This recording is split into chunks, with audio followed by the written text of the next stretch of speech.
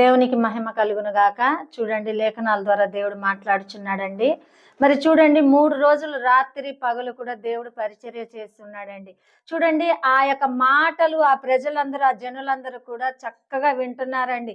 వారిని వారు మర్చిపోయి ఉన్నారంటండి. చూడండి, దేవుడు ఏం మాట్లాడబోతున్నారు, మా జీవితంలో జరిగినవి, మేము పడుతున్న శ్రమలు ఆయన నోటి నుండి వస్తున్నాయి అని చెప్పేసి వాళ్ళు ఏం చేశారంటే జాగ్రత్తగా వినున్నారంటండి.